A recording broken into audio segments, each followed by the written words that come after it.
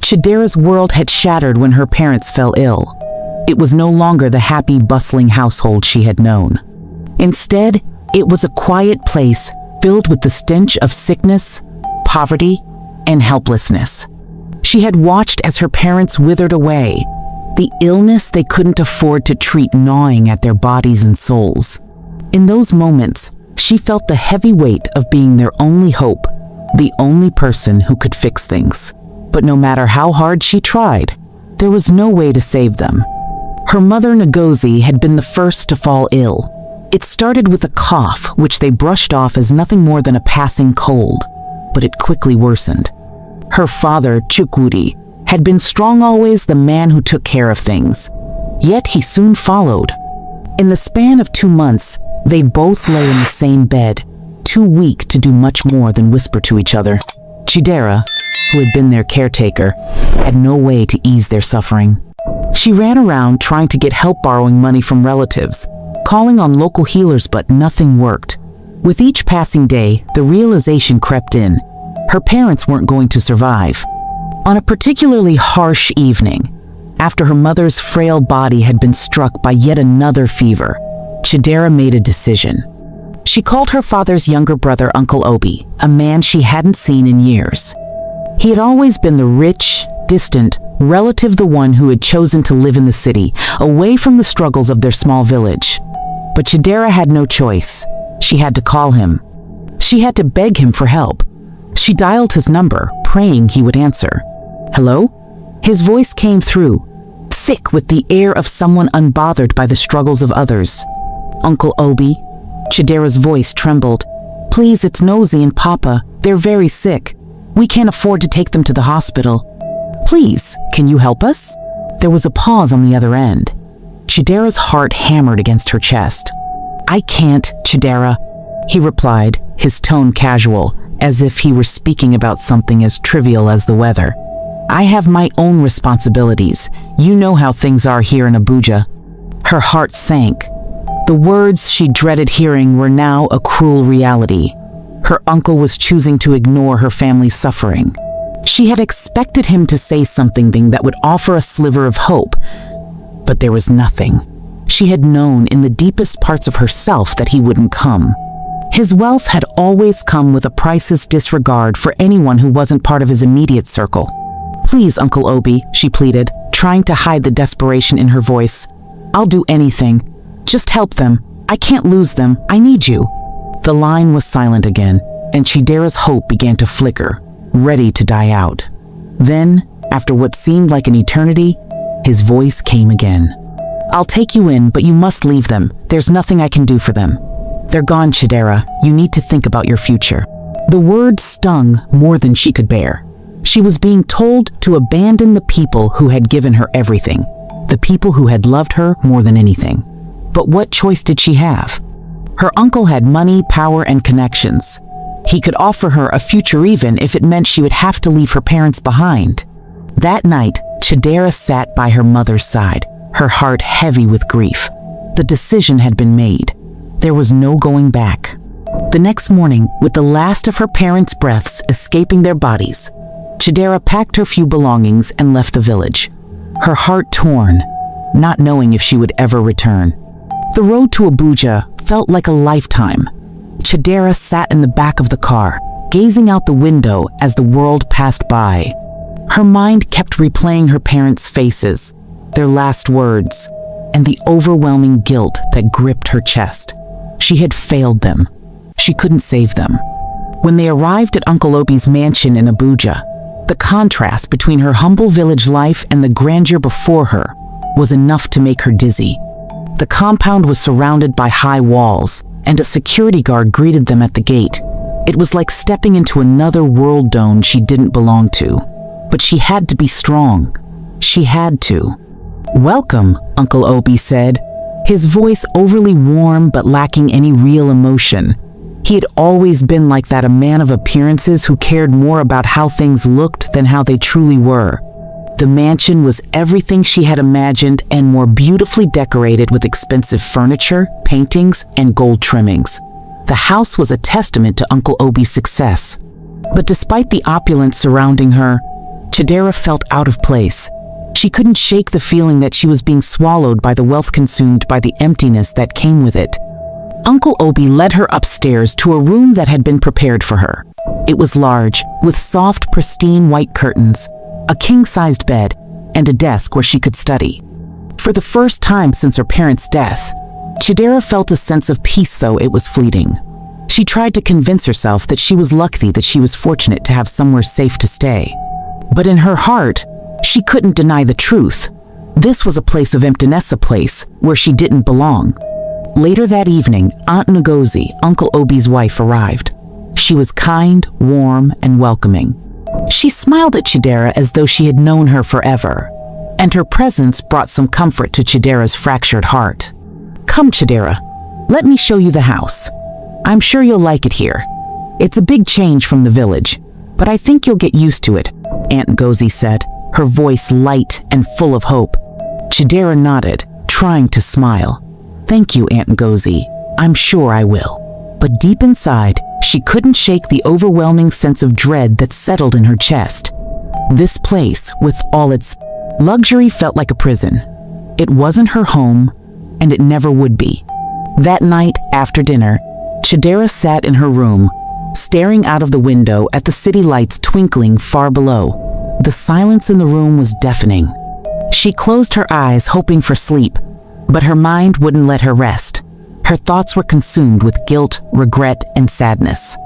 She couldn't stop thinking about her parents, about how she had failed them. Suddenly, there was a knock at the door. "Chidera, are you okay?" Uncle Obi's voice came from the other side of the door. She froze, unsure how to respond. The way he said her name, with that false warmth in his tone, sent a chill down her spine. "I'm fine, Uncle," she replied, her voice strained. "I'm just tired." There was a long pause, and then the door creaked open. Uncle Obi stepped inside, his expression unreadable. "You don't have to be so formal, Chidera," he said, taking a seat on the edge of her bed. "You're family now. I want you to feel comfortable here." Chidera felt a wave of discomfort wash over her as he sat too close. She shifted uncomfortably, trying to hide her unease. "I'm grateful, Uncle. I really am," she said, forcing a smile, but her voice lacked conviction. Uncle Obi reached out and placed a hand on her shoulder. Chidera tensed but didn't move. "You're going to be fine here, Chidera. I'll make sure of it," he said, his voice too soft, too intimate. For a brief moment, Chidera wondered if she had made a terrible mistake. She had come here hoping for safety, but something didn't feel right. The promise of a better life suddenly seemed like a trap, one that she couldn't escape. But she couldn't live in it now. "Thank you, Uncle," she whispered, though the words felt empty. Uncle Obi smiled, though his eyes lingered on her face for just a moment too long before he stood up and left the room, closing the door behind him. Chidera lay back on the bed, her heart heavy with dread. She had come to Abuja looking for a way out of her pain, but it seemed as though it was only the beginning of a darker, more painful journey. The following days passed in a blur of discomfort and uncertainty. Chidera tried to keep herself occupied, doing small chores around the house, reading the books that were scattered on the shelves of her new room, and avoiding any prolonged interaction with Uncle Obi. Every time they crossed paths, a knot tightened in her stomach, and her instincts screamed at her to run. But where would she go? She was trapped physically in this grand mansion, and emotionally by the weight of her circumstances. Uncle Obi's attempts at kindness felt more like subtle power plays than true care. He would often call her into his study, offering her gifts, expensive perfumes, clothes, and jewelry, and speaking to her in a way that made her feel like she was a precious possession he was showing off to the world. At times, he would sit too close, brush his hand against hers, or say something that, though innocent on the surface, made her skin crawl. Chidera tried her best to ignore the growing discomfort she felt in his presence. He was, after all, her uncle, and she was supposed to trust him. But the longer she stayed under his roof, the more she realized that his gestures of kindness came with an unsettling undertone. It wasn't long before the weight of his gaze became something she couldn't shake. One evening, after dinner, Chidera was in her room, trying to focus on a book she had borrowed from Aunt Ngozi. But her thoughts kept drifting to Uncle Obi's unsettling behavior. The way he smiled at her too warmly. The way his eyes lingered just a moment too long. A soft knock on the door snapped her from her thoughts. "Chidera, can I come in?" Uncle Obi's voice called out, a hint of false cheerfulness in his tone. She froze. Why was he coming to her room again? She wasn't prepared for another awkward conversation, another instance of his unsettling attention. "Uncle, I'm fine, thank you," she replied, her voice tight. The door creaked open anyway. "I know you're still adjusting," he said, stepping into the room uninvited. "I just wanted to check on you." Chidera stood up quickly, trying to maintain a safe distance. "I'm fine, Uncle. Really, I am." He didn't seem to take the hint. Instead, he walked toward her. Her a little too confidently, his gaze swept across the room, lingering for a moment longer on her face before settling on the large bed. "You're still so young, Chidera," he said, sitting down on the edge of the bed. "I know it's been hard losing your parents, but you don't have to be sad anymore. You're with family now. You'll never have to worry about anything again." The way he spoke felt too intimate, as if he were sharing a secret. Chidera's heart raced, and she tried to steady her breathing. She was fighting the urge to back away, to lock herself in the bathroom and pretend she was somewhere else. "I appreciate everything, Uncle Obi," she said, her voice quivering slightly, "but I think I just need some space to adjust." But instead of respecting her request, he only leaned forward slightly, his presence looming too close. "You don't need to be alone, Chidera," he said in a low, soft voice. "You've lost so much. Let me help you." Before she could respond, the sound of footsteps outside the door made both of them freeze.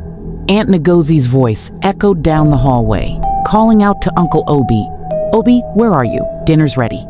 Without another word, Uncle Obi stood up abruptly, smoothing his shirt as though nothing had happened. He smiled at Chidera, but it was forced, like a mask hiding something darker. "I'll let you rest then," he said. "We'll talk later." And with that, he was gone. Chidera stood still for a moment, her mind racing. She couldn't understand what was happening, but the feeling in her gut told her that something was very wrong. She had never imagined that she would find herself in a situation like this, betrayed, not just by her uncle, but by the very world that was supposed to protect her.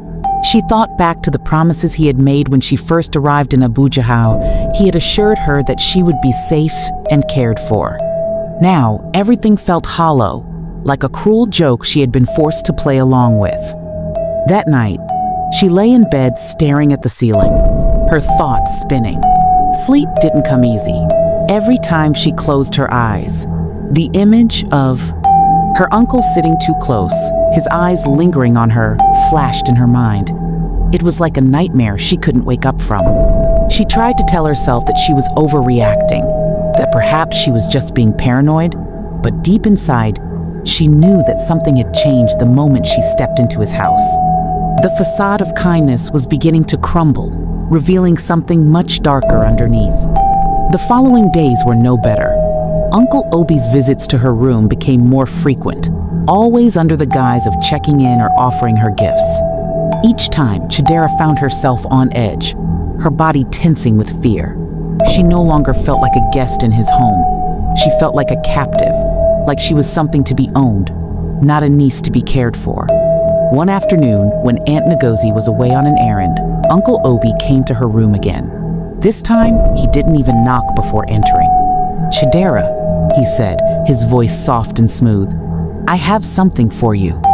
He held out a small, expensive-looking box. Chidera looked at it, trying to appear disinterested, but her hands trembled slightly as she took it. "Thank you," she whispered, keeping her distance. "Open it," he encouraged. "You'll love it." Reluctantly, Chidera opened the box to find a gold necklace inside, its shiny pendant glimmering in the light. "Uncle, I don't need this," she said, feeling uncomfortable. "It's too much." "Nonsense," he replied, stepping closer. "You deserve the best, Chidera. I'm only giving you what you deserve." His words sent a chill down her spine. The air felt thick with tension, and she suddenly couldn't breathe. She took a step back, her heart pounding in her chest. "I need some time alone," she stammered, her voice barely above a whisper. But Uncle Obi didn't seem to hear her. He stepped forward, his hand reaching out for her shoulder, and for the first time, Chidera flinched away. His expression faltered for a second, but then it hardened, a coldness creeping into his eyes. "Don't push me away, Chidera," he said, his voice no longer warm but demanding. "You'll learn that it's better to accept what's offered to you. I'm trying to help you." Chidera felt her stomach churn. The necklace in her hands suddenly felt like a heavy Burdina symbol of everything that was wrong in her life. She couldn't breathe, she couldn't think, and in that moment, she knew her worst fears were coming true. Her uncle wasn't just offering her kindness, he was claiming her, marking her as his own. The door opened just then, and Aunt Ngozi's voice floated in from the hallway. "Obi, are you still in there?" Uncle Obi pulled away quickly, composing himself in an instant. He flashed a smile at Chidera, but this time it didn't reach his eyes. "Just checking on you, Chidera," he said, his voice casual once more. "I'll be down in a moment." With that, he left, but the tension lingered in the air long after he was gone. Chidera stood frozen in place, the gold necklace in her hand. Her thoughts raced, but one truth stood out clearly in her mind. She had to get out of there. But where could she go? Who could she trust? And most of all, who could save her from the nightmare that had just begun? The days that followed felt like an endless cycle of unease. Chidera had started to lose track of time, caught between the grim reality of her situation and the facade of normalcy she tried to maintain. She found herself living in constant fear of her uncle's next move, unsure when the next encounter would come, or how far he would push her boundaries. The worst part was that she could never escape the feeling of being watched. Even when she was alone in her room, she often felt like someone was nearby, lurking just outside the door, waiting for an opportunity to speak with her. Despite all of this, Chidera didn't dare speak up. She knew deep down that no one would believe her. Her uncle, after all, was a well-respected businessman, and she was just a poor orphaned girl from the village. Who would listen to her over him? She couldn't risk being thrown out into the streets of Abuja with nowhere to go. One evening, just after dinner, Chidera was sitting in the living room when Uncle Obi casually sat beside her on the couch. Aunt Ngozi was in the kitchen preparing dinner for the following day, and for a brief moment, Chidera felt like she was alone with him. "Chidera," Uncle Obi began, his tone smooth but a bit too familiar. "You know, you remind me a lot of your mother. She was a beautiful woman, so kind.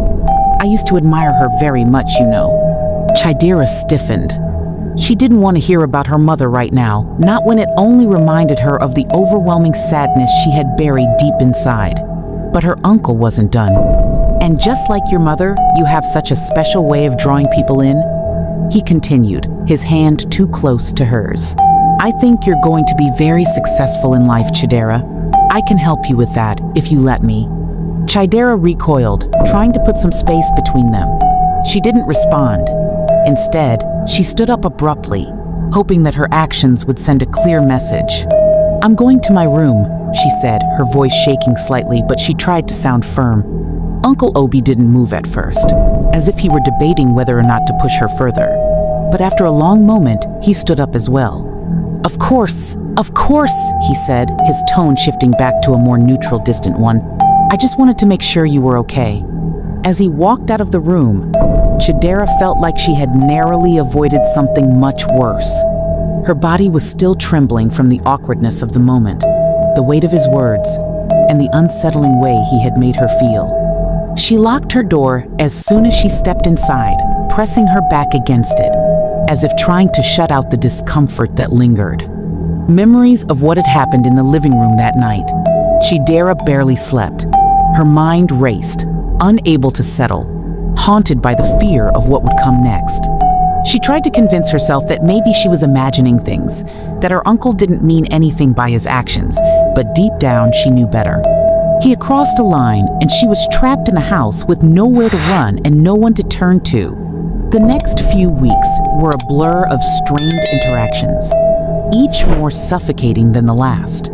Chidera spent her days in her room, doing anything she could to stay busy studying, reading, even cleaning, though it was rarely needed. She avoided her uncle as much as possible, but his presence lingered in the house like a shadow. One afternoon, Chidera was sitting by the window, trying to catch a glimpse of the outside world, when the sound of footsteps outside her door made her freeze. She knew it was Uncle Obi before he even knocked. "Chidera, I've brought you something," he called through the door, his voice laced with something she couldn't quite place. Against her better judgment, she opened the door. Uncle Obi stood there, holding a small, expensive-looking box. "For you," he said, his voice soft, almost coaxing. "It's a special gift. I thought it might brighten your day." Chidera stared at the box in his hands, a cold pit forming in her stomach. She wanted to refuse, wanted to tell him to leave her alone, but she knew she couldn't not without consequences. She forced a smile and took the box from him. "Thank you, Uncle," she said quietly. He smiled back, but this time it was different. There was something dark in his eyes, something possessive. "You're welcome, Chidera. I only want the best for you." Chidera didn't know how to respond. She just stood there, frozen, clutching the box in her hands. She wanted to scream, to tell him to leave, but she couldn't. The power he had over her was suffocating, and she felt small and insignificant, a prisoner in her own home. As soon as he left, Chidera sat on her bed and opened the box. Inside was a beautiful gold bracelet, simple yet elegant. But it wasn't just the bracelet that caught her attention. Tucked underneath was a note, written in Uncle Obi's neat, precise handwriting. "I will take care of you, Chidera, but you must learn to accept my help in all things." Her hands shook as she read the words. There was no mistaking it now. Uncle Obi was not offering kindness. He was asserting control, marking her as his own. She was nothing more than an object to him, a possession to be kept and controlled. That night, after Aunt Gozi had gone to bed, Chidera couldn't stay silent anymore. She couldn't pretend things were fine. She went to the bathroom and stared at her reflection in the mirror, wondering how she had gotten here, wondering why she hadn't left yet. Her mind screamed at her to escape, but her heart was paralyzed with fear. What would happen if she did? What if Uncle Obi had the power to destroy her, to turn everyone against her? The thought made her sick. Suddenly, there was a knock at the door. Her breath caught in her throat. She couldn't hide forever. "Chidera." Uncle Obi's voice came from the other side. "I'm sorry to disturb you. I just wanted to check on you, make sure you're all right." Chidera didn't respond. She didn't trust herself to speak. If she opened the door, what would happen next? What would he do to her? She knew what he was capable of, and she knew that she couldn't keep pretending things would get better. They wouldn't. Her mind raced as she backed away from the door, panic rising in her chest. She couldn't face him again. She couldn't allow him to take away whatever little dignity she had left. The door creaked open slightly, and Chidera stepped back in shock.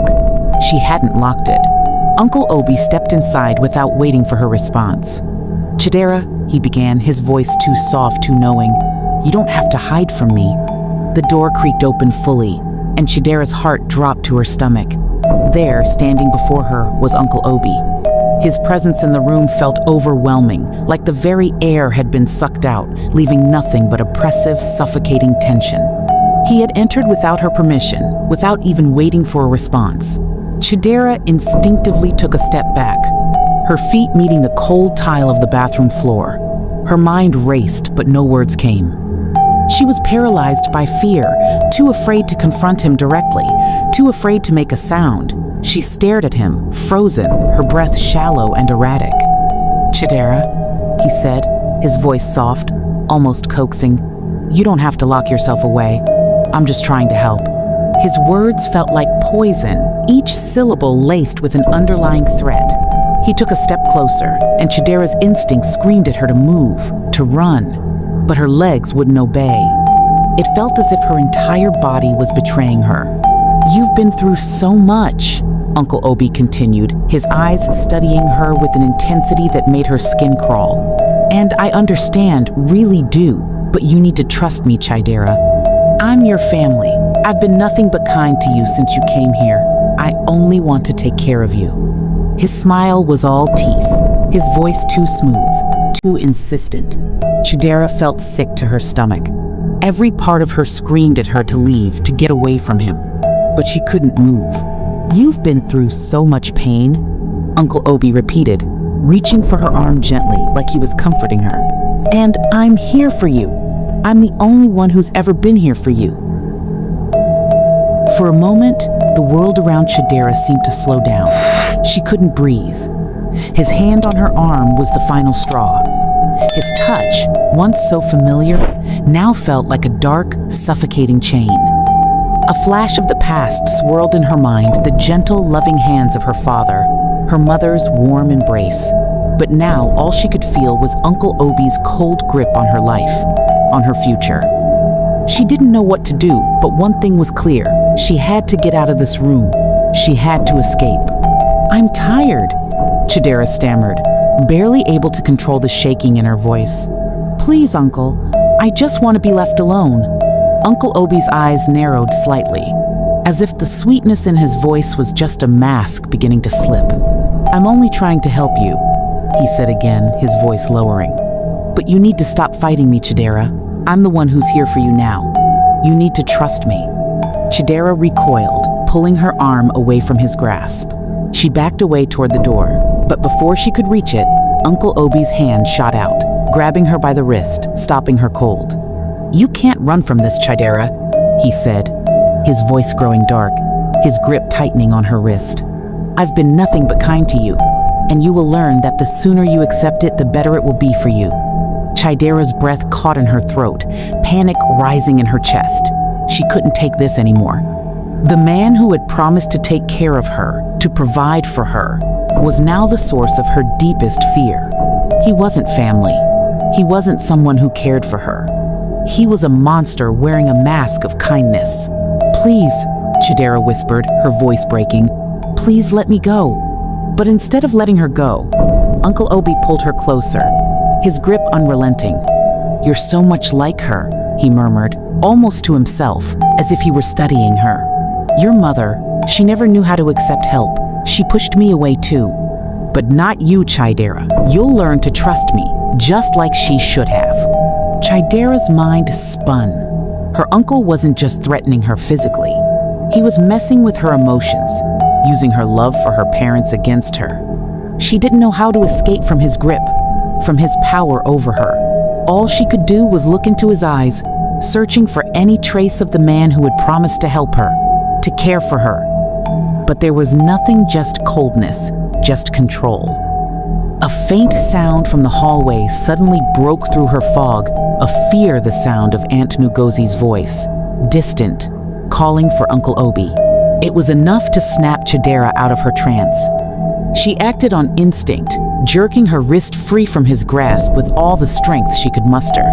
Uncle Obi didn't stop her this time. Instead, he let her go, watching her with cold eyes as she stumbled backward toward the door. "I'll let you be for now, Chidera," he said, his voice returning to that false sweetness. "But don't think I won't be back. You're mine now, and you'll understand that eventually." Chidera didn't say anything. She didn't even turn to look at him again. With all the strength she had left, she fled the room, slamming the door behind her. Her heart pounded in her chest, her breathing ragged as she pressed her back against the door, trying to steady herself. It was then that Chidera realized how deeply she had fallen into his trap. She had nothing left, no family to turn to, no one who would believe her. She was alone in this city, trapped in a house with a man who had vowed to take her in and protect her. And yet he was the one who had destroyed her sense of safety. But one thing was clear. She could no longer hide. She had to fight. She had to escape. The days that followed were even worse. Uncle Obi's actions became bolder, more aggressive. He would come into her room at night, pretending to check on her, but his presence was always a constant reminder of her fear. Chidera spent her days trying to avoid him, but the walls of the mansion seemed to close in around her with every passing day. She was no longer a guest. She was a prisoner, trapped by promises that had turned into lies. The constant tension weighed heavily on her. Every step she took felt like it was being watched. Every decision she made seemed to have consequences. And every day, the feeling of being completely alone in the world became harder to bear. Chidera's fear was slowly giving way to a quiet resolve. She couldn't continue living like this. She had to fight back, no matter the cost. One evening, after Aunt Ngozi had gone to bed, Chidera made up her mind. She had to leave. There had to be a way out. She could not know. She would not allow herself to be broken like her mother had been. This wasn't just about escaping her uncle. It was about saving herself from the life that had been forced upon her. She packed a small bag with her few belongings, her heart pounding in her chest as she stole glances at the door. She had no plan, no real idea of where she would go, but she had to try. She couldn't live in fear anymore. As she tiptoed toward the door, a voice called out from the hallway. "Chidera." She froze. Uncle Obi's voice was smooth and low, like a predator circling its prey. "I thought we were past this," he said. "You can't run from me. I'll always find you." Chidera's heart sank. He knew. He always knew. Her heart pounded in her chest, and for a moment, time seemed to slow. Uncle Obi's voice sent a wave of dread through her, and she knew with cold certainty that he was right always knew. She quickly shoved the bag under her bed and turned toward the door, pretending she hadn't been preparing to leave. She stood still, trying to still her breath, her heart racing. "Chidera," he called again, his voice calm but insistent. "You know I care for you. You don't have to be afraid." Chidera didn't speak. Her throat was tight, her mind reeling. The walls of the room felt like they were closing in, pressing against her with every passing second. She couldn't breathe. "I'm here for you," he continued, his tone smooth, almost coaxing. "You'll come to understand that all I'm offering is love. Chidera, you deserve to be loved." His words felt like a slap. How could he say such things when he was the one suffocating her, controlling her every movement, turning her into something she wasn't? He was the one who had broken every piece of trust she had left. His so-called love was nothing more than manipulation, a game of control. She had to escape. There was no other choice. Chidera turned toward the door, her eyes meeting his. He stood there, blocking her way, a smug, knowing expression on his face. His eyes glinted with a dark satisfaction, as if he could read her every thought. "You can't leave, Chidera," he said, his voice low and warning. "You're not ready to face the world out there. You don't know what it's like. You don't know who to trust." "I have nothing left here," Chidera spat back, her voice shaking but determined. "You're not my family. You're just a monster hiding behind a mask." Uncle Obi's eyes narrowed for a moment. His smile faltered, revealing a glimpse of the cold man he truly was, but it was gone just as quickly as it came, replaced by the polished, controlling figure he had been since the moment she stepped into his home. "You don't understand what you're saying," he replied, his voice calm and almost patient. "You've been through too much. I'm the only one who can protect you, Chidera. No one else can." But Chidera wasn't listening anymore. She couldn't. She was done with this game. She had heard enough. She had made up her mind. "I won't be your prisoner anymore," she said, her voice stronger now, though it still trembled with fear. "I'm leaving, and there's nothing you can do to stop me." The words hung in the air between them, heavy with finality. For a brief moment, Uncle Obi looked at her in silence. Then something in his eyes shifted. It darkened. "You'll regret this," he said, his voice like gravel. "No one will believe you. No one will care. You'll be alone. You think you're free, but you're not." Chidera didn't respond. She couldn't afford to waste another second in this house. She couldn't listen to him anymore. The fear was still there, but now there was something else, something stronger, fiercer. She had to leave. She had to escape this nightmare. Before Uncle Obi could react, Chidera darted past him, her heart pounding in her chest. She barely registered the sound of his voice shouting behind her. She ran as fast as she could, down the hallway, through the house, until she reached the back door. It was locked. Chidera cursed under her breath. She turned toward the front door, but she could already hear the sounds of footsteps, muffled voices. Uncle Obi had gone to get help. She didn't have much time. Desperation flooded her veins as she ran toward the kitchen, her heart in her throat now. The door, the exit, the only thing standing between her and freedom. She had to make it. She had to. Her hands shook as she grabbed a nearby chair and smashed it against the kitchen window. The sound of breaking glass sent a wave of panic through her. She crawled through the shards of glass, ignoring the sting of the cuts on her skin. She couldn't afford to stop. She couldn't hesitate. She had to get out. The cold night air hit her skin as she tumbled out of the house, gasping for breath. The mansion loomed behind her, dark and silent now. She could hear the voices of the guards in the distance, but they weren't close enough. She ran. She ran with everything she had left. Her lungs burned, her legs ached. She didn't care. She couldn't stop. Every step was a victory. Every moment she spent away from that house was a breath of freedom. But freedom didn't come without a cost. She knew Uncle Obi wouldn't let her go easily. He would come after her. He would send people. He would hunt her down. She didn't know where she was going, but she couldn't stay in the streets. She needed help. She needed someone who could protect her, someone who could understand. As Chidera ran through the darkened streets of Abuja, her thoughts turned to the one person she could trust, Aunt Ngozi, the woman who had once shown her kindness, the only one who seemed to understand her pain. She didn't know if Aunt Ngozi would help her, but at that moment, it was the only hope she had left. Chidera's mind raced as she pushed through the streets, trying to stay hidden. She couldn't go back. She couldn't let Uncle Obi find her again. The fear of what he might do, the control he still had over her, gnawed at her every step. But she had made it this far. She was alive. She had a chance, and she wasn't going to let him take it from her. As the hours passed, Chidera found herself standing in front of Aunt Ngozi's small apartment, her breath coming in short gasps. She knocked softly at first, hesitating, unsure of what to expect. It was late, and she wasn't sure if anyone would be awake. But then, the door creaked open, and Aunt Ngozi's face appeared, framed in the dim light from inside. When she saw Chidera, her expression changed instantly: shock, concern, and a deep understanding in her eyes. "Chidera?" Aunt Ngozi whispered, stepping back to let her in. "What are you doing here? It's so late." "I had to leave," Chidera said, her voice breaking. "I had to get away." Aunt Ngozi took one look at her, her eyes scanning her face for any sign of injury or distress. She quickly pulled Chidera inside, locking the door behind her. "Tell me everything," Aunt Ngozi urged gently. "You're safe here. You're not alone anymore." For the first time in what felt like forever, Chidera felt a flicker of hope in her chest.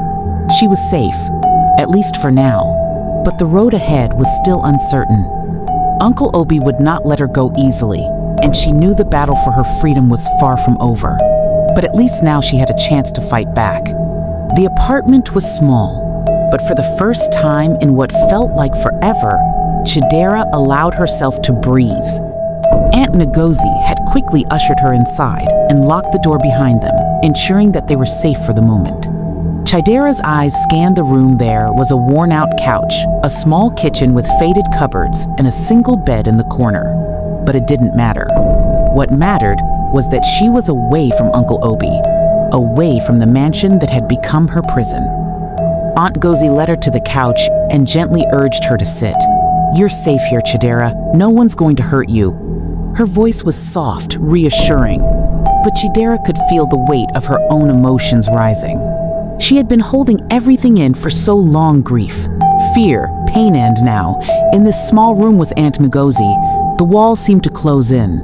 "I didn't know where else to go," Chidera whispered, her voice barely audible. "I didn't think I could keep going. He's been controlling me."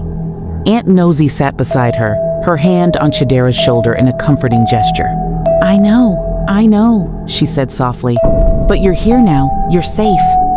Tears welled up in Chidera's eyes, and she tried to wipe them away, but they just kept coming. The floodgates had opened, and there was no stopping them. She couldn't hold it in any longer. "I'm scared, Aunt Ngozi," she sobbed, her shoulders shaking. "I don't know what to do. He'll come for me. He won't let me go." Aunt Ngozi's face softened, her expression full of empathy.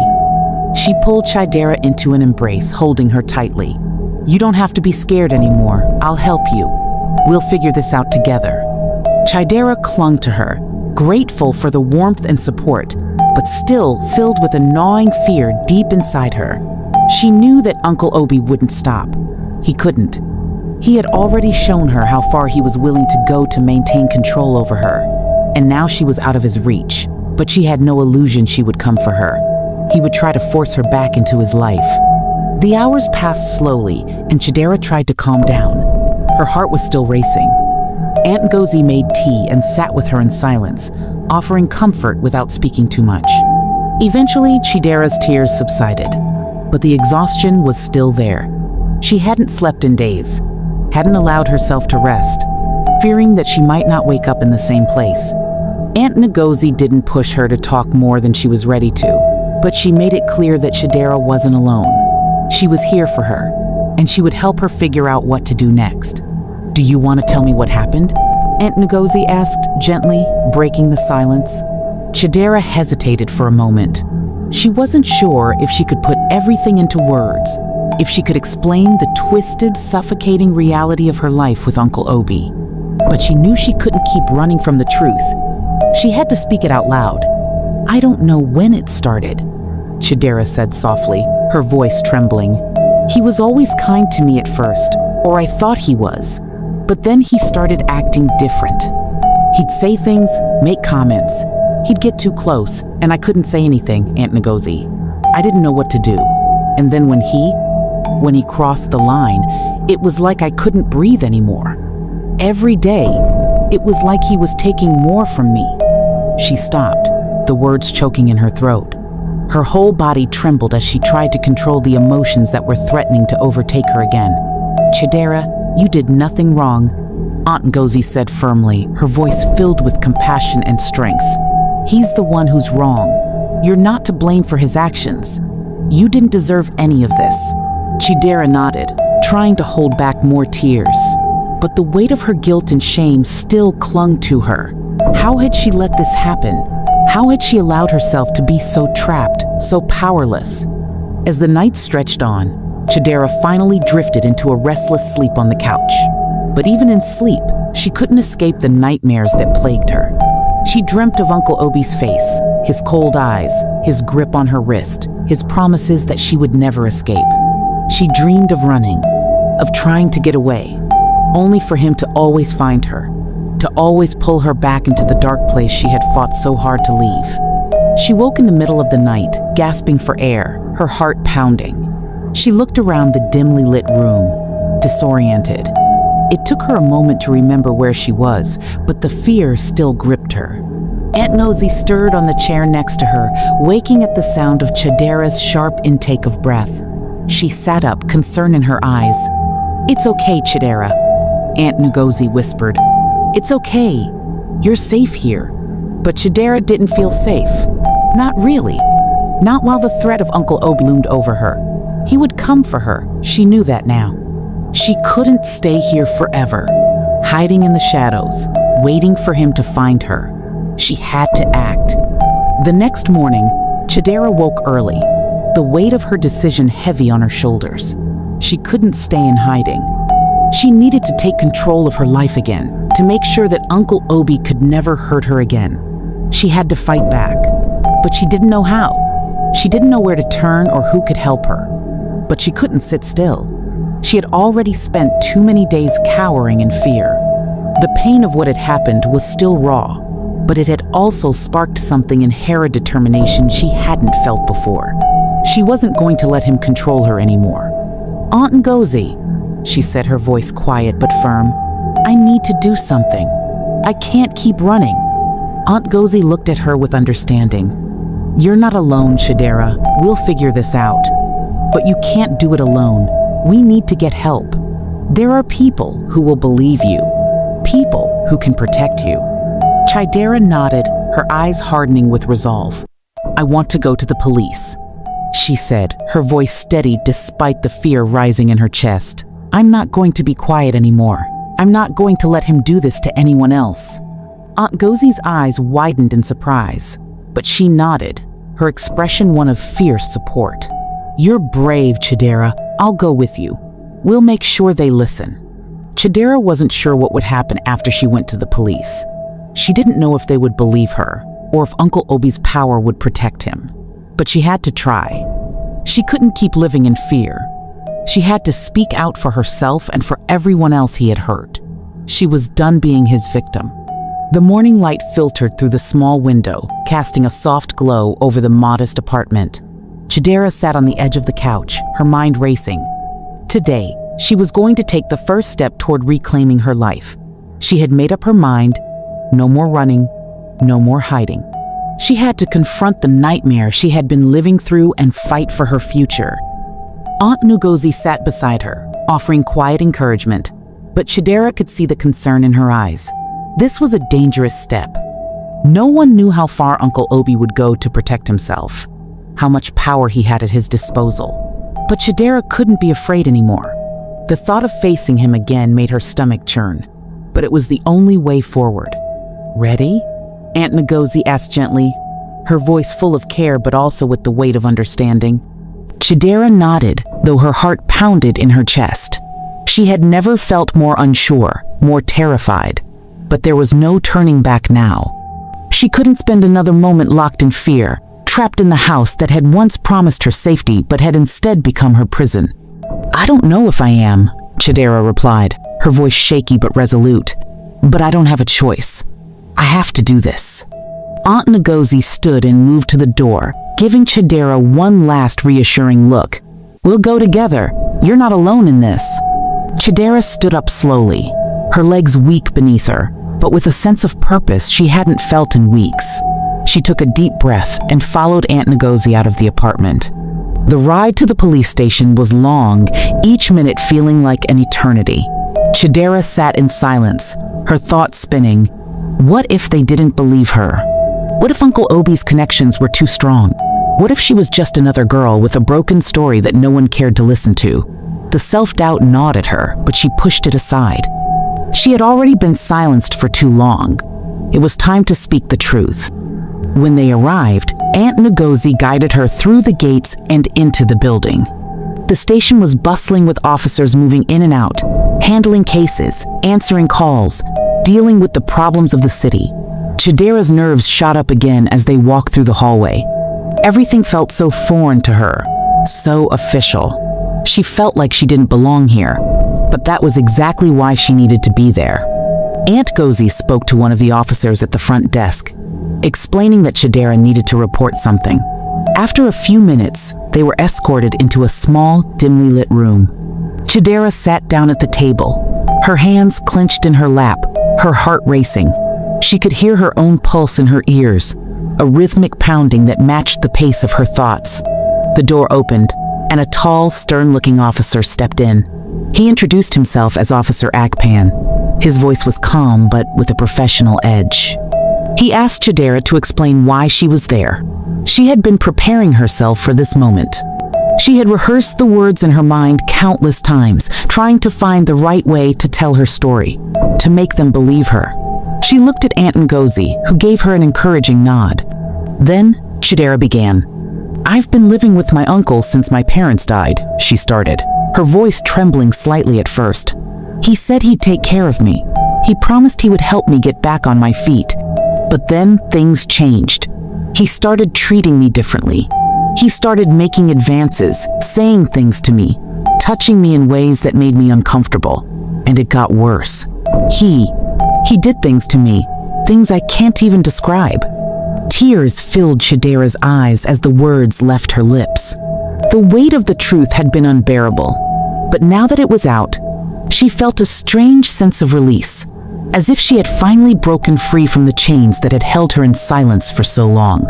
Officer Akpan listened intently, his face impassive, but Chidera could see the glimmer of understanding in his eyes. He took notes as she spoke, asking her to clarify certain details, to explain how long this had been going on and what had happened.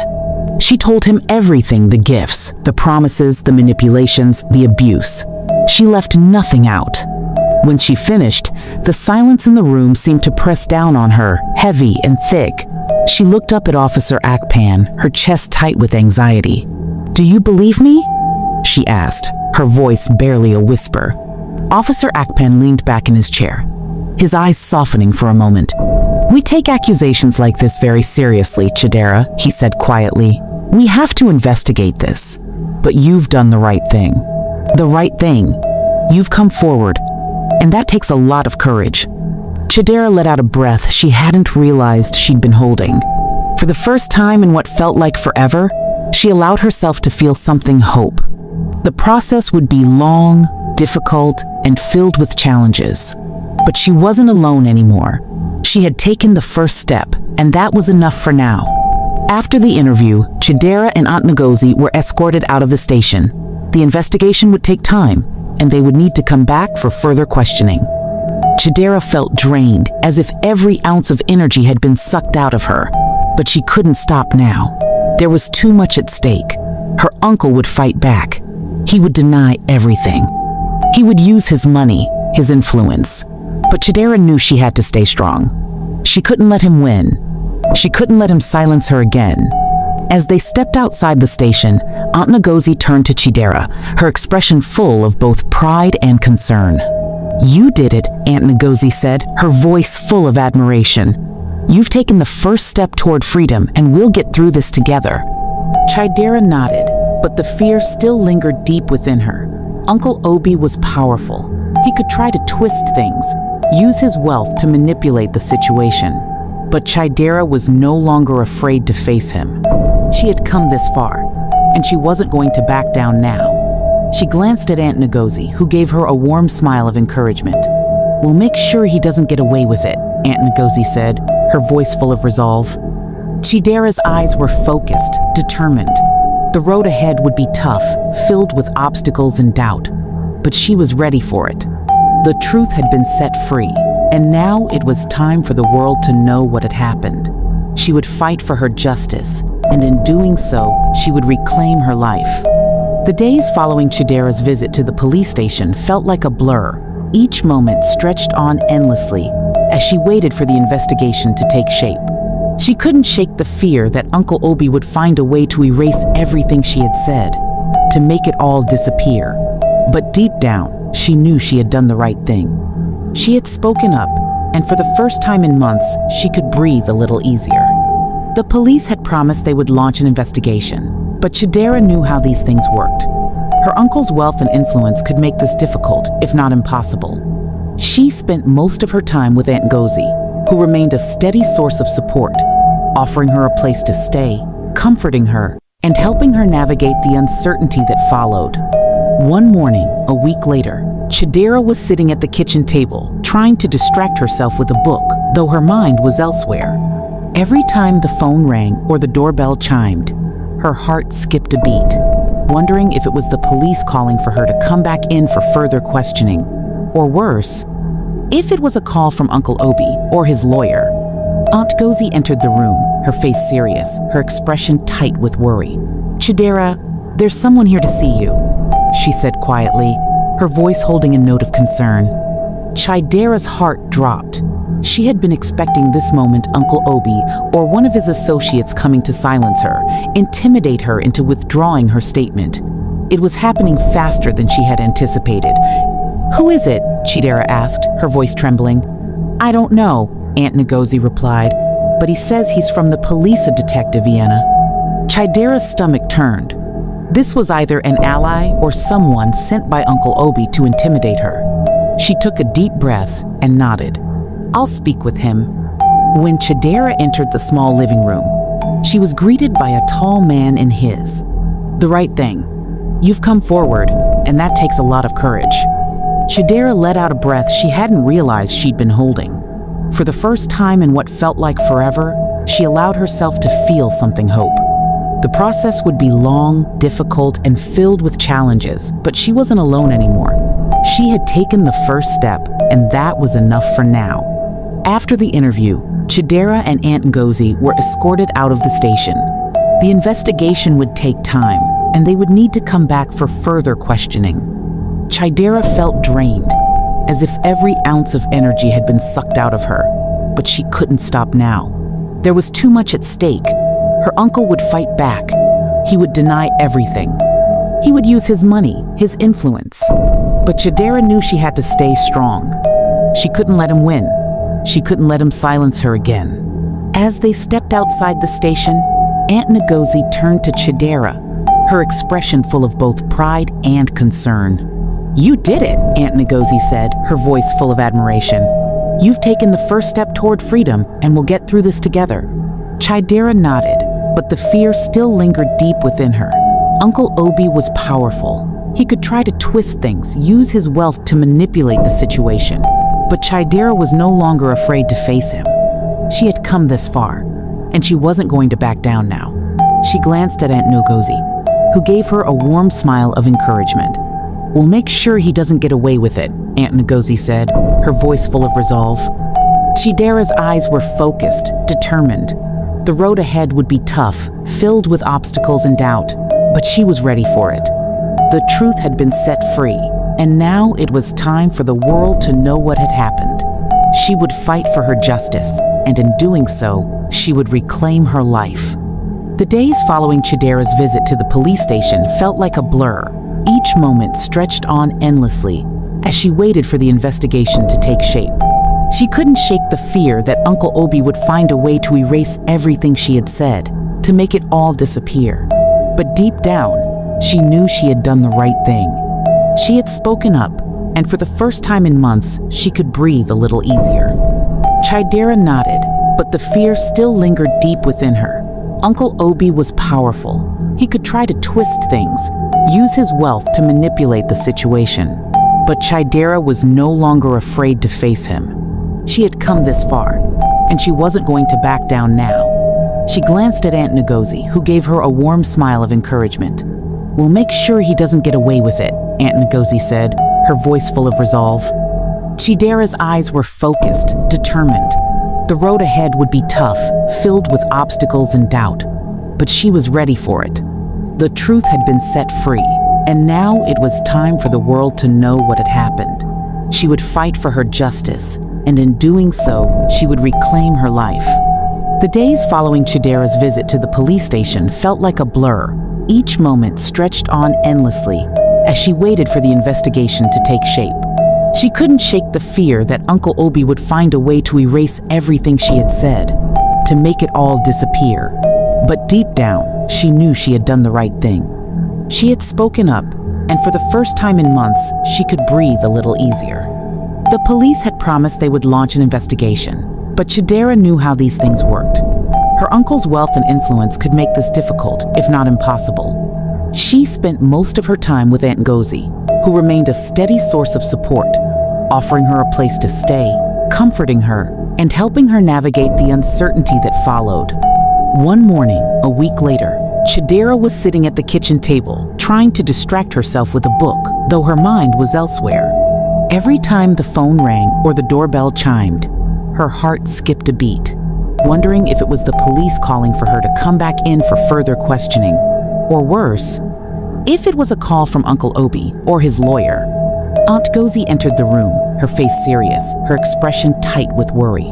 "Chidera, there's someone here to see you," she said quietly, her voice holding a note of concern. Chidera's heart dropped. She had been expecting this moment Uncle Obi or one of his associates coming to silence her, intimidate her into withdrawing her statement.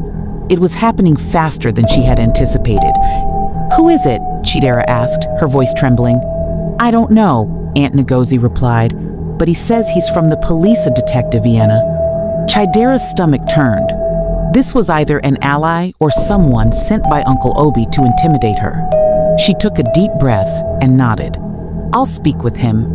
When Chidera entered the small living room, she was greeted by a tall man in his. "The right thing. You've come forward, and that takes a lot of courage." Chidera let out a breath she hadn't realized she'd been holding. For the first time in what felt like forever, she allowed herself to feel something hope. The process would be long, difficult, and filled with challenges, but she wasn't alone anymore. She had taken the first step, and that was enough for now. After the interview, Chidera and Aunt Ngozi were escorted out of the station. The investigation would take time, and they would need to come back for further questioning. Chidera felt drained. as if every ounce of energy had been sucked out of her. But she couldn't stop now. There was too much at stake. Her uncle would fight back. He would deny everything. He would use his money, his influence. But Chidera knew she had to stay strong. She couldn't let him win. She couldn't let him silence her again. As they stepped outside the station, Aunt Ngozi turned to Chidera, her expression full of both pride and concern. "You did it," Aunt Ngozi said, her voice full of admiration. "You've taken the first step toward freedom, and we'll get through this together." Chidera nodded, but the fear still lingered deep within her. Uncle Obi was powerful. He could try to twist things, use his wealth to manipulate the situation. But Chidera was no longer afraid to face him. She had come this far, and she wasn't going to back down now. She glanced at Aunt Ngozi, who gave her a warm smile of encouragement. "We'll make sure he doesn't get away with it," Aunt Ngozi said, her voice full of resolve. Chidera's eyes were focused, determined. The road ahead would be tough, filled with obstacles and doubt, but she was ready for it. The truth had been set free, and now it was time for the world to know what had happened. She would fight for her justice, and in doing so, she would reclaim her life. The days following Chidera's visit to the police station felt like a blur. Each moment stretched on endlessly as she waited for the investigation to take shape. She couldn't shake the fear that Uncle Obi would find a way to erase everything she had said, to make it all disappear. But deep down, she knew she had done the right thing. She had spoken up, and for the first time in months, she could breathe a little easier. The police had promised they would launch an investigation, but Chidera knew how these things worked. Her uncle's wealth and influence could make this difficult, if not impossible. She spent most of her time with Aunt Ngozi, who remained a steady source of support, offering her a place to stay, comforting her, and helping her navigate the uncertainty that followed. One morning, a week later, Chidera was sitting at the kitchen table, trying to distract herself with a book, though her mind was elsewhere. Every time the phone rang or the doorbell chimed, her heart skipped a beat, wondering if it was the police calling for her to come back in for further questioning, or worse, if it was a call from Uncle Obi or his lawyer. Aunt Ngozi entered the room, her face serious, her expression tight with worry. "Chidera, there's someone here to see you," she said quietly, her voice holding a note of concern. Chidera's heart dropped. She had been expecting this moment Uncle Obi, or one of his associates, coming to silence her, intimidate her into withdrawing her statement. It was happening faster than she had anticipated. "Who is it?" Chidera asked, her voice trembling. "I don't know," Aunt Ngozi replied, "but he says he's from the police, Detective Vienna." Chidera's stomach turned. This was either an ally or someone sent by Uncle Obi to intimidate her. She took a deep breath and nodded. "I'll speak with him." When Chidera entered the small living room, she was greeted by a tall man in his plain navy blue suit. His expression was calm but firm, and there was an air of professionalism about him that put Chidera slightly at ease. "Chidera?" he asked, his voice gentle yet authoritative. "Yes," she replied, her hands nervously clutching the hem of her shirt. "I'm Detective Vienna. I'm leading the investigation into the accusations against your uncle," he explained, his tone steady. "We've made some progress, and I need to ask you a few more questions." Chidera nodded, her breath catching in her throat. She had been expecting a confrontation, but not a real investigation, with someone who was listening to her. She sat down, her mind still spinning, but she focused on the detective, ready to speak. "We've spoken to a few people in your uncle's circle, and we've gathered some important evidence," Detective Vienna continued. "There are a few inconsistencies in his story that we're trying to resolve. It's going to take time, but you need to know we're not going to let this slide. If he's guilty, he'll be held accountable." The words hit Chidera like a weight lifting off her chest. For the first time in a long while, she felt like there was a glimmer of hope, a possibility that her uncle's lies and abuse would be exposed. She had been so afraid that her voice would be lost, that no one would believe her. But now, the investigation was moving forward. "I've never been more scared in my life," Chidera confessed, her voice shaking. "I don't know if he'll stop. He has connections, power. I don't know if I'll ever be safe." Detective Vienna gave her a reassuring nod. I understand your fear, but we're doing everything we can to make sure you're protected. We've already placed a hold on his assets, and his movements are being monitored. You're not alone in this. We'll make sure he's held accountable." Chidera nodded, though a sense of doubt still lingered in the back of her mind. Uncle Obi was not someone who was easily defeated. She had seen him operate, seen how he could manipulate situations to his advantage. But now it wasn't just her against him. It was the police, and they were taking her seriously. For the first time, Chidera felt the weight of her decision. But this time, it didn't feel like a burden. It felt like strength. As the days went by, Chidera stayed with Aunt Ngozi, keeping a low profile. She was terrified of being found by Uncle Obi's men, of having to face him again. But she also knew she had to keep moving forward. She couldn't turn back now. The thought of what would happen if she did haunted her, but the thought of what would happen if she didn't do anything was even worse. One afternoon, as Chidera was sitting in the living room trying to read a book to distract herself, her phone rang. The caller ID said, "Detective Vienna." Her heart skipped a beat and she answered it immediately. "Chidera?" The detective's voice came through the line, calm but urgent. "We've gathered enough evidence to bring your uncle in for questioning. We need you to come to the station. This is the next step in making sure he's held accountable for what he's done." Chidera's breath caught in her throat. This was it. This was the moment she had been waiting for. She looked up at Aunt Ngozi, who had entered the room, sensing something was wrong. "Detective Vienna," Chidera said shakily. "They're bringing him in. I need to go." Aunt Ngozi rushed to her side, her eyes full of concern but also pride. "You're doing the right thing, Chidera. You've come so far. I'm proud of you." Chidera nodded, her throat tight with emotion. She wasn't sure if this would be the final step in her fight for justice, but she knew it was a crucial one. With Aunt Ngozi by her side, she gathered her things and followed the detective's instructions to the police station. At the station, the tension was palpable. Chidera sat in a waiting room, her heart pounding in her chest. She had already gone over everything in her mind, the details of what happened, the times, the threats, the way Uncle Obi had manipulated and controlled her. She had told her story to the detective, but now it felt even more real, knowing that Uncle Obi was about to be confronted with the truth. Detective Vienna came out of the interrogation room, his expression serious.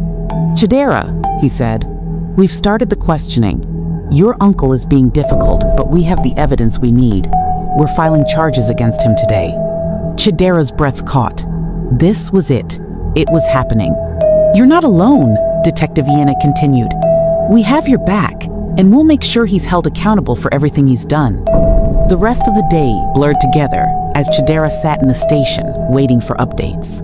Time seemed to stretch on endlessly, but as the sun began to set, Detective Vienna returned with the news she had been waiting for. "We've arrested him," the detective said, his voice firm but with a note of relief. "We have enough to charge him. He's not going anywhere." Chidera let out a breath she hadn't realized she was holding. A wave of disbelief and relief washed over her. For so long, she had been consumed by fear, convinced that Uncle Obi would escape justice. But now, he was facing the consequences of his actions. He couldn't hurt her anymore. Chidera's fight wasn't over. The road to justice was long, and there would still be obstacles ahead. But for the first time in a long while, she felt a sense of peace. She had taken the power back from the man who had tried to control her. And as she left the police station that evening, her head held high, she knew that her journey had only just begun. The road to healing would be long, but now she could walk it with her head held high, no longer trapped by fear. She was free. The days following Uncle Obi's arrest felt surreal. Chidera had expected a sense of closure, a weight lifted from her shoulders, but instead, she found herself caught in a whirlwind of emotions. She had won the first battle, but the war was far from over. The police investigation was ongoing, and Chidera knew that there would be challenges ahead. Uncle Obi was not the type of man to go down easily, and though he was behind bars for now, Chidera couldn't shake the feeling that he was plotting his next move. But for the first time in a long while, Chidera felt a glimmer of hope. The truth had been spoken, and justice was within reach. It wasn't easy. Every day brought new anxieties, new fears of retaliation. But she had a strength she hadn't known she possessed. And more importantly, she had Aunt Ngozi by her side. One afternoon, as Chidera sat at the small kitchen table in Aunt Ngozi's apartment, sipping tea, her phone rang. She glanced at the caller ID Detective Vienna. Her heart skipped a beat as she answered the call. Chidera. The detective's voice came through the line, calm but urgent. We have new developments. I need you to come to the station. Your uncle's lawyer is making moves, and we need you to come in for a follow-up statement. Chidera's stomach churned. She had known this moment would come. Uncle Obi wasn't going to take his arrest lying down, but hearing it confirmed was still a blow. I'll be there, she replied, trying to keep her voice steady, but the fear crept in nonetheless. Aunt Ngozi, who had been sitting across from her, watched her closely, sensing the tension in the room. What happened? She asked softly. They want me to come in for a follow-up, Chidera said, her voice tight. They think Uncle Obi's lawyer might try to manipulate the situation. They need my statement again to make sure everything stays in place. Aunt Nosy nodded, her face serious but supportive. You're not going through this alone, Chidera. I'll come with you. Chidera didn't know what she would face at the station, but she was grateful to have Aunt Ngozi's support. No matter what happened, she wasn't facing it by herself. At the police station, Chidera sat in the small interrogation room once again, her hands nervously ringing in her lap. Detective Vienna was seated across from her, his expression unreadable as he went over her previous statement. Chidera, I know this is difficult, but we need to be thorough, he said, his voice calm but firm. We're dealing with someone who has resources, and his lawyer will do whatever it takes to discredit you. We need to make sure your story is rock solid. Chidera nodded, swallowing the lump in her throat. She had already told them everything. She had given her truth, her heart laid bare, and she couldn't understand why it still felt like she was fighting an invisible enemy. Detective Vienna continued. There are some inconsistencies in the evidence we've gathered from your uncle's side. We need you to stay strong and keep telling your story. If anything new comes to mind, anything at all, tell us. This is the last step before we move forward with charges. As he spoke, Chidera's thoughts turned to her uncle, still sitting behind bars. She knew that if he had any way of getting to her, he would. The thought of him having access to his lawyer and the people who might try to turn her words against her filled her with dread. But she refused to back down. She wouldn't let him take her power away again. I'm ready, Chidera said, her voice steady, but inside she was terrified. I'll tell you everything again. The questioning was long and grueling, but Chidera held her ground. Every time she spoke, it felt like a weight lifted off her chest. She recalled the first time Uncle Obi had touched her, the way his gifts had slowly morphed into control, the lies and threats that followed. She told them everything she could remember, every twisted detail of the years she had spent under his roof. It was exhausting, mentally and emotionally draining, but she couldn't stop. She had to be the one to expose him, to make sure he couldn't hurt anyone else. When it was over, Detective Vienna stood up and shook her hand, his expression softening just slightly. You've done well, Chidera, he said. This will be the final piece of the puzzle. We're going to bring him down, and this time he won't be able to escape. That evening, as Chidera sat quietly in Aunt Ngozi's apartment, a wave of exhaustion washed over her. The battle had been long, and the fight wasn't over yet. But for the first time in a long while, she allowed herself to feel a sense of relief. The truth had been heard, her voice had been heard, and now Uncle Obi would face the consequences of his actions. Aunt Ngozi came in and sat beside her, handing her a cup of tea. How do you feel? She asked softly. Chidera smiled, though it was a small, tired smile. I'm tired, she admitted, but I think I'm finally starting to believe that justice will be done. Aunt Ngozi smiled back, her eyes full of pride. You're stronger than you know, Chidera. You've already won by speaking the truth. No one can take that from you.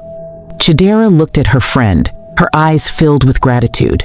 Aunt Ngozi had been her rock through all of this, offering support, encouragement, and a safe place to hide when things felt too overwhelming. Without her, Chidera wasn't sure if she could have made it this far. "I couldn't have done this without you," Chidera said, her voice soft with emotion. "You gave me the strength to fight back." Aunt Ngozi placed a hand on her shoulder. "And you gave yourself that strength, Chidera. You're the one who fought for your life." Chidera nodded, feeling the weight of her words. She had fought for herself, for her freedom, and now Uncle Obi was going to pay for everything he had done to her. The next few days were filled with more waiting, but there was a sense of anticipation in the air. Chidera knew that the next step would be crucial. The charges would be filed, the trial would begin, and she would have to face her uncle again, this time in a courtroom. But for now, all she could do was wait.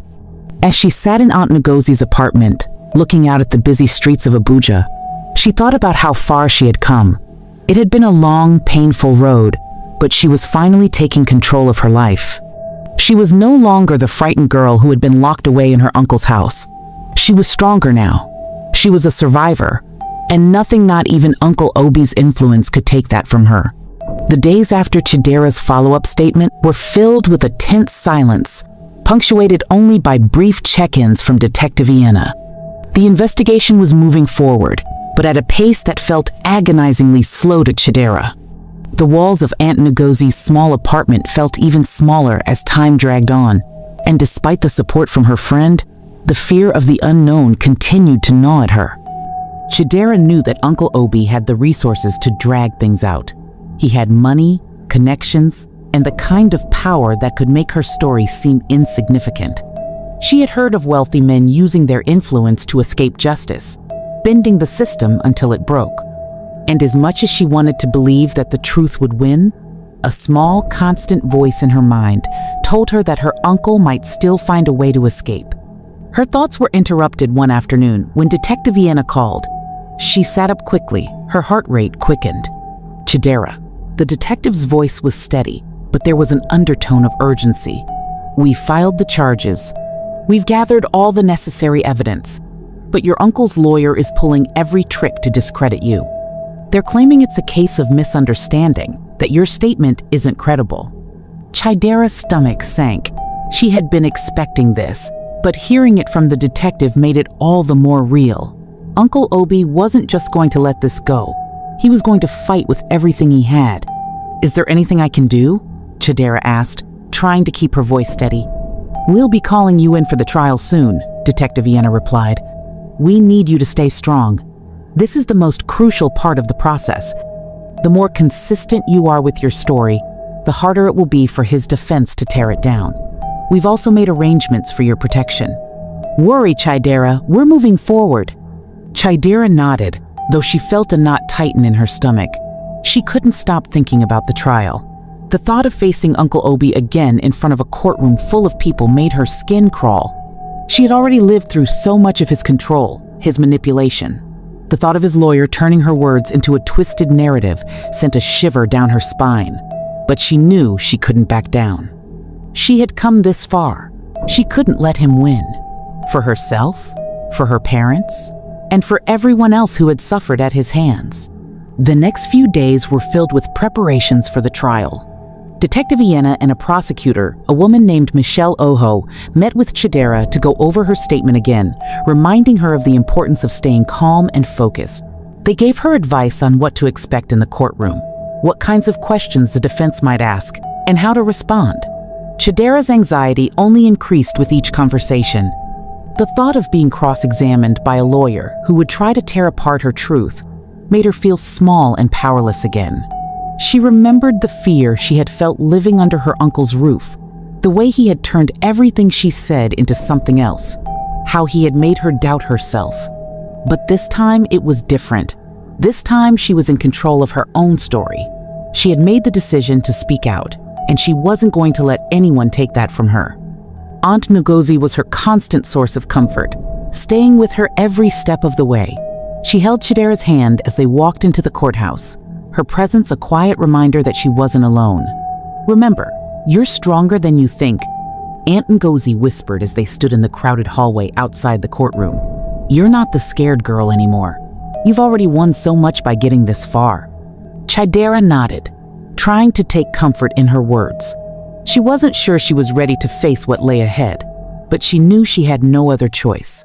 The truth had to be heard. Inside the courtroom, Chidera's heart raced. The walls felt too close, the air too thick.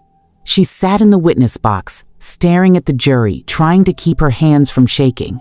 The prosecution had called her in first to testify about her experience living with Uncle Obi. The defense was waiting, ready to dismantle her testimony. She took a deep breath, steadying herself. She focused on the prosecutor, Michelle Oho, who stood beside her, offering a reassuring smile. "Chidera, I know this is hard," Michelle said softly, "but just tell the truth. They can't take that from you." Chidera nodded, her throat tight. She hadn't thought about her uncle in months, not in the way she had to think about him now. She had to look him in the eye. She had to call him out for what he had done. The thought made her nauseous. When the defense attorney, a tall, sharp-featured man, stood to question her, Chidera felt a cold sweat form on her brow. He started by questioning the details of her story, probing for inconsistencies. He asked her about the gifts her uncle had given her, trying to twist them into something innocent. He even suggested that she had misunderstood his behavior, that he had only been trying to help her adjust to a new life. "You've made some very serious accusations, Chidera." "Mister?" Wano said, his voice smooth like a snake. "But where is the proof? You have no physical evidence, no witnesses to back up your claims. All we have is your word against his." Chidera's heart raced as he continued to question her. The words were like daggers, each one cutting at her confidence, at the strength she had worked so hard to build. She wanted to break down, to flee the room, but she couldn't. She had to stand her ground for her parents, for herself.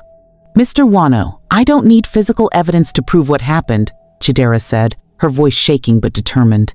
"I have my truth, and that's all I need." Mr. Wano smirked, clearly hoping to break her. But Chidera didn't look away. She held her ground, telling her story with every ounce of strength she had left. "I know what he did to me, and I know I'm not the only one he's hurt." The words echoed in the courtroom. For the first time, Chidera. The weight of her truth felt empowering. The trial lasted for several days, each side presenting their case. It was a long and exhausting process, but as the days passed, Chidera felt a sense of determination growing inside her. She wasn't just a survivor anymore. She was a witness, speaking up for herself and for those who could not. After what seemed like an eternity, the final day arrived. The jury had deliberated, and it was time for the verdict. Chidera sat in the courtroom, her hands trembling in her lap as the judge entered. The room fell silent, with everyone waiting for the judge's decision. The judge cleared his throat and looked down at the papers before him.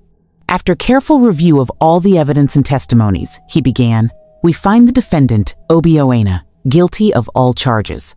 Chidera's heart skipped a beat. She had won. The relief was overwhelming. Justice had been served. Once the trial was over, Chidera stepped outside the courthouse with Aunt Ngozi by her side. The sun was setting, casting a warm glow over the city. She felt exhausted, but also free. She had faced her fears and had come out stronger. She had spoken the truth, and now Uncle Obi would face the consequences of his actions. "I did it," Chidera whispered, her voice filled with emotion. Aunt Ngozi smiled, her eyes full of pride. "You did, Chidera. You've taken your life back. You fought for what's right." Chidera looked up at the sky, feeling a sense of peace wash over her. Though her journey wasn't over, for the first time in years, she felt in control of her story. And that was enough. The days after the trial were a mix of emotions. Chidera had won, and Uncle Obi was found guilty. But the relief she had expected didn't come right away. Instead, she was left with a strange emptiness. She had regained control of her life, but now she had to figure out what came next. In the weeks following the trial, Chidera spent a lot of time with Aunt Ngozi, who continued to be her source of support. They took walks through the busy streets of Abuja, visited cafes, and spent hours talking about life anything other than the trauma she had been through. Chidera needed this. She needed to reconnect with life outside the courtroom, and remember that there was more to her than her past. However, the weight of everything she had endured still lingered. The nightmares didn't stop. The flashbacks came unexpectedly. It was hard to escape the emotional scars, and Chidera knew the healing process would take time. One afternoon, as they sat in Aunt Ngozi's living room, Chidera was lost in thought, staring out the window. Aunt Ngozi, noticing her distant look, gently set down her tea. "You're still carrying a lot, aren't you?" Aunt Ngozi asked softly, her voice full of understanding. Chidera turned to face her friend, her expression conflicted. "I thought that after the trial, after the verdict, I would feel free. But it's hard to feel free when I still have nightmares, when I still hear his voice in my head." Aunt Ngozi nodded, her face softening. "It's normal, Chidera. What you've been through is not something you forget overnight. It will take time, but you've already done the hardest part. You've faced your fears, and you've taken your life back. I don't know how to move forward from here," Chidera said, her voice shaky. "It feels like everything has changed, but I don't know who I am anymore. I don't know what comes next." Aunt Ngozi placed her hand on Chidera's, offering her comfort. "You are still you, Chidera. You are stronger than you've ever been, and that strength will help you move forward. You don't have to have all the answers right now. Just take it one day at a time." Chidera looked down at their joined hands, her heart swelling with gratitude. She wasn't sure how she would heal fully. The scars of her past were too deep. But maybe, just maybe, she could find a way to build something new from the ashes of her life. A few weeks later, Chidera made another decision. She wanted to help others who had gone through similar experiences. She started volunteering at a local women's shelter, offering support to survivors of abuse. The work was difficult. Each story reminded her of her own pain, but there was something empowering about helping others who had been silenced. It wasn't the same as healing her own wounds, but it was a start. It was a way to take the darkness she had endured and turn it into something positive. She could help others find their strength, just like she had done. One day, while volunteering at the shelter, Chidera met a woman named Adiz, who had recently escaped an abusive relationship. Adiz's story mirrored Chidera's in so many ways. Her abuser had been a man of influence, someone who had used his power to control her. But Adiz had found the courage to leave, just like Chidera had. "Sometimes I feel like I'll never escape the shame," Adiz confessed one afternoon as they sat in the shelter's small office. "I feel like I'll never be enough, like I'll always be defined by what happened to me." Chidera's heart broke as she listened to Addis's words. She had felt the same way, lost, broken, defined by the trauma. But now, looking at Adiz, she realized something. She had already started to heal, and she could help Adiz heal too. "You're not defined by what happened to you," Chidera said softly, her voice filled with conviction. "I know it's hard. It's hard to look in the mirror and not see the pain, but you are strong. You are more than what he did to you." Adiz looked at her, her eyes filled with a mix of hope and doubt. "But how do I believe that? How do I move on?" Chidera smiled gently. "One step at a time, one day at a time. Healing doesn't happen overnight, but every time you choose to fight for yourself, you're healing a little more." Adiz nodded slowly, the words sinking in. And in that moment, Chidera realized that she had found her purpose. It wasn't about forgetting the past. It was about using the pain, the suffering, and the survival to help others find their voice. As Chidera continued to volunteer, she began to feel a sense of peace that she hadn't felt before. It wasn't the kind of peace that came from forgetting or erasing the past. It was the kind of peace that came from accepting her journey, from knowing that she was no longer a victim. She was a survivor. Her nightmares didn't stop entirely, and the scars of her past would always be a part of her. But now they didn't define her. She wasn't the frightened girl trapped in her uncle's house anymore. She was Chidera's woman who had fought for her freedom, who had faced her fears and overcome them. And for the first time in a long time, she began to look forward to the future.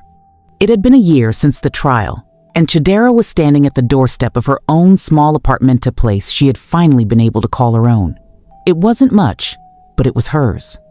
She had worked hard for it, saved every penny, and now it was a symbol of her new beginning. Aunt Ngozi stood beside her, beaming with pride. "I can't believe this day is here," she said, her voice full of emotion. "You did it, Chidera." Chidera smiled, her heart full of gratitude. "I didn't do it alone, Aunt Ngozi. You were with me every step of the way." Aunt Ngozi laughed softly. "You were always the one with the strength. I just helped you find it." Chidera looked around her new apartment. The walls were bare, but she had already begun decorating, filling it with things that made her feel comfortable, pictures of herself and Aunt Ngozi, small plants in the windowsill, the faint sound of music in the background, a sign of life, of peace. This was her home, her safe place. She had taken back control of her life. The future was still uncertain, but now she had the strength to face it, to move forward with hope. As she closed the door behind her, she whispered to herself, "I am free." The apartment that Chidera now called her own was modest, but it was hers. The walls were still bare, but she had started filling them slowly with photographs, memories, and items that made her feel safe. There was still much to be done, but she could already feel the difference. Every piece of furniture she placed, every picture frame she hung, was an act of reclaiming her space, reclaiming her life. Aunt Ngozi visited often, always with a bag full of groceries or some small gift to help Chidera settle in. "I thought I'd help you start organizing a bit more," Aunt Ngozi said one afternoon, carrying a box of kitchen supplies. "You can't live on takeout forever, you know." Chidera laughed, the sound still feeling strange to her after everything she had been through. It felt like a distant memory, a part of her life that had been left behind with her uncle's arrest and the painful months that followed. "I'll take whatever help you can give," she said with a smile as Aunt Ngozi unpacked the box. Nosy helped organize the small kitchen. Chidera found herself leaning against the counter, watching her friend work. The warmth in her heart was undeniable. Ngozi had been there for her through it all, through the court case, through the long nights of doubt, through the weeks of struggle after the trial. She had become more than a friend, she was family. "You've really done it, you know," Nosy said, placing the last of the dishes in the cupboard. "You've built something beautiful from all the pain." Chidera looked around the apartment, finally feeling the sense of peace she had been searching for. She had made it. She had survived. The thought still seemed surreal, but she no longer felt the same fear and uncertainty that had once plagued every step. "I never thought I'd be able to get here," Chidera said quietly, "but here I am. I'm free." Ngozi smiled softly, giving her a long, meaningful look. "You were always strong, Chidera. You just had to believe it." The words hung in the air, and Chidera felt a rush of emotion. She had been through so much to get here, the trauma, the fear, the moments of helplessness. It had all been part of her journey, but it didn't define her anymore. She had taken back her voice, her power. As much as Chidera tried to focus on the present, there were moments when the past crept back into her thoughts. The nightmares were less frequent, but they still came. Sometimes she woke up in the middle of the night, drenched in sweat, her body trembling from the vivid images of Uncle Obi's cold, predatory gaze. She would sit on the edge of her bed, trying to steady her breath, reminding herself that she was no longer trapped. But the trauma wasn't something that disappeared with a victory in court. It lingered like a shadow that followed her no matter how far she ran. One evening, after a particularly difficult day, Chidera found herself sitting alone on her balcony, staring out at the city skyline. The world felt distant, as if she were watching it through a fog. She had come so far, yet the weight of her past still felt heavy on her shoulders. Nosy appeared quietly beside her, holding 2 cups of tea. She sat down beside Chidera, offering her one of the cups. "You know, you don't always have to carry this by yourself," Nosy said gently, her eyes soft with understanding. "You don't have to be the strong one all the time." Chidera looked down at her cup, swirling the tea slowly. "I don't know how to let go of it, Ngozi. The memories still haunt me. I don't know if I'll ever really be free of them." Nosy gave her a thoughtful look, taking a sip from her own cup. "You might never fully forget what happened, Chidera, but you can choose how to let it shape your future. It doesn't have to define you. You're still here, you're still standing, and that's what matters." Chidera stared at her friend, the weight of her words sinking in. It was true. The past had been painful, but it had also taught her lessons she would carry for the rest of her life. She couldn't erase what had happened, but she could choose to let it be a part of her story without letting it control her. "I just wish I could feel at peace with it," Chidera said quietly. "You will," Ngozi replied, her voice firm with reassurance. "But peace doesn't happen overnight. It's a journey, one that you're already on. You're going to get there."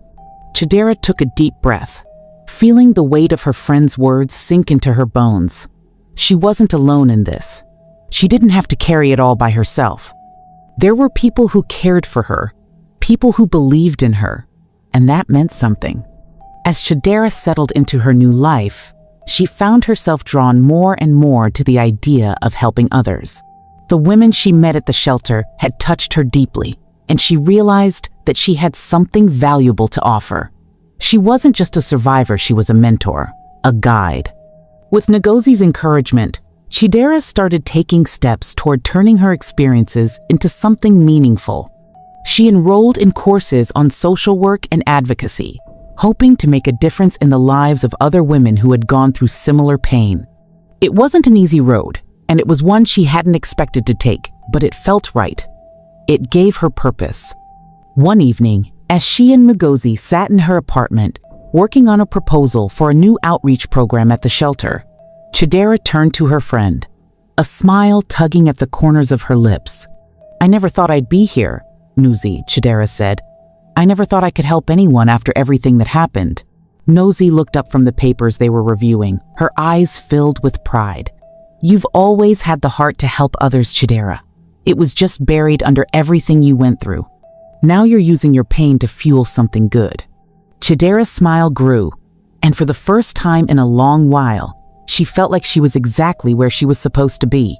Months passed, and Chidera's life slowly began to take shape again. She had built a foundation of healing, and with each passing day, she was more and more confident in her ability to stand on her own 2 feet.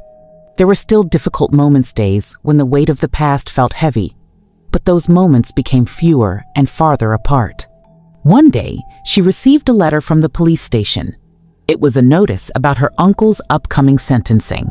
The trial had concluded, but now it was time for the final verdict. Chidera had known this would come, but as she read through the details, a strange sense of closure washed over her. She didn't know if it would ever fully heal her, but the thought that he would finally face justice made the years of pain feel like they were coming to an end. She held the letter in her hands, feeling a sense of finality. Uncle Obi would be punished for what he had done, and while that didn't erase the past, it was a powerful step in her own journey of healing.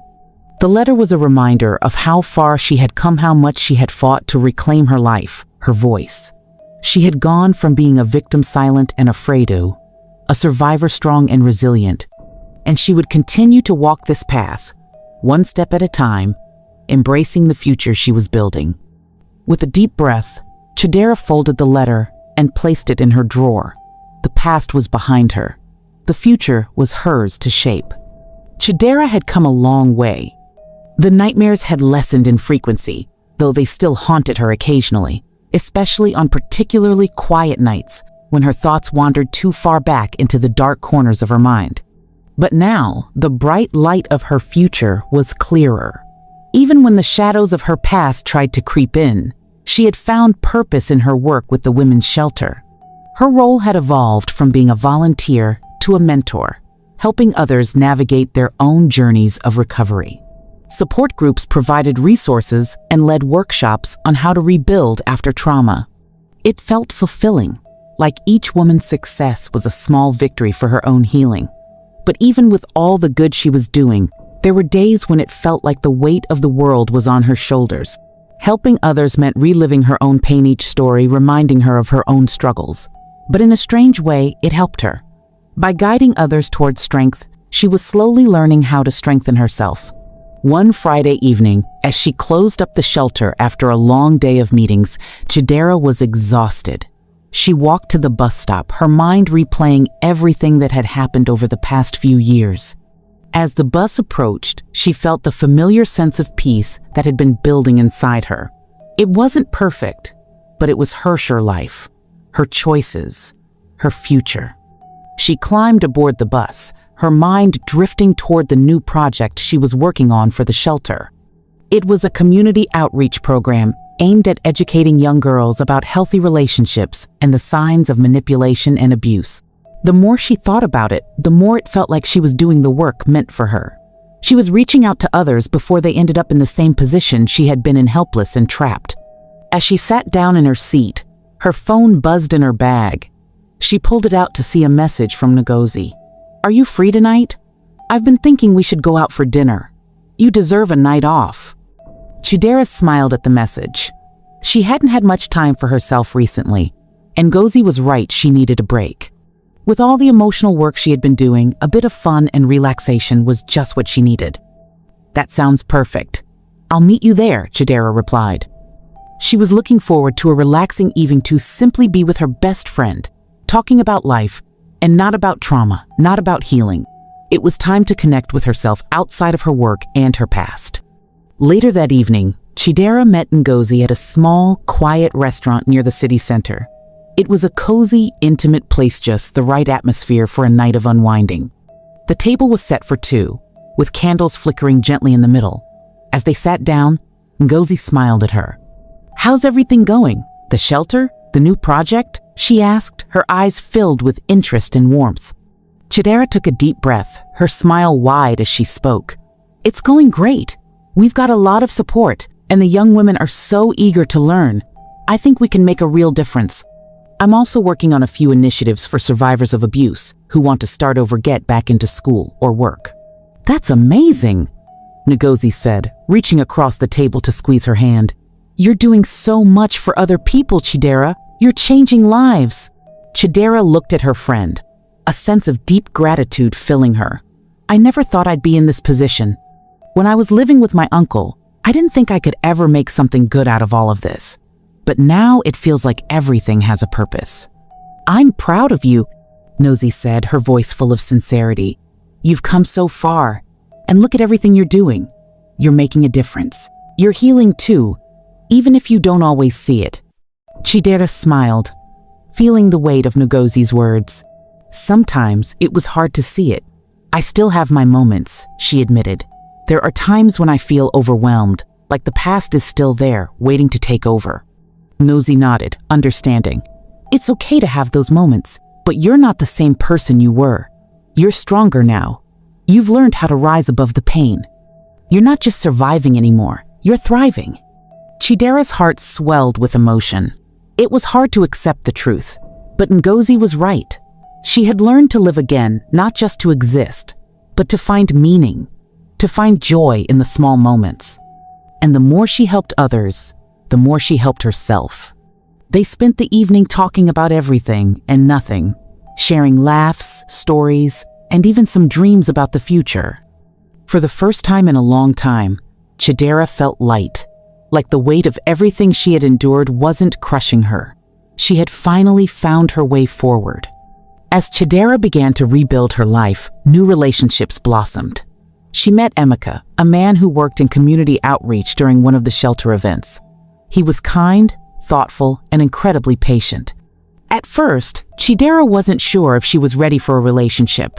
She had spent so much time focusing on her healing that she wasn't sure if she could open herself up to someone new. But Emeka was different. He didn't push her. He took his time to get to know her, listening to her story, understanding the scars she still carried. He never rushed her. They started spending more time together, coffee dates, long walks, and evenings discussing their shared passion for helping others. Slowly, Chidera began to realize that she could open her heart again. One evening, as they walked through a park, Emeka stopped and turned to her. "Chidera, I know you've been through a lot," he said, his voice gentle. "But I want you to know that I'm here for you no matter what. You don't have to carry this alone anymore." Tears welled up in Chidera's eyes. She had never expected to feel this way again, open, loved, and accepted. It had taken so much time, so much healing, but now she felt ready. She felt like she could finally take a step into the future, not alone, but with someone who saw her as more than her pain. "I don't know what the future holds," she said, her voice thick with emotion, "but I'm willing to try. I'm willing to see what comes next." Emeka smiled, his eyes filled with warmth. "We'll take it one day at a time," he said softly. "Together." Months passed, and Chidera continued to grow in ways she had never imagined. She still had her moments of doubt, her days when the weight of the past seemed too much to bear, but she had learned to take it day by day. She had learned to celebrate the small victories, the moments of peace. Her work with the shelter flourished, and she began mentoring other women who had dreams of opening businesses or continuing their education. She knew what it was like to start over, and she knew that every woman she helped was taking back something precious: her dignity, her strength, her future. And through it all, Emeka remained by her side. Slowly, they built something beautiful together, something built on mutual respect, understanding, and love. As Chidera sat in her apartment one evening, looking out at the city lights, she felt a deep sense of gratitude for everything she had accomplished.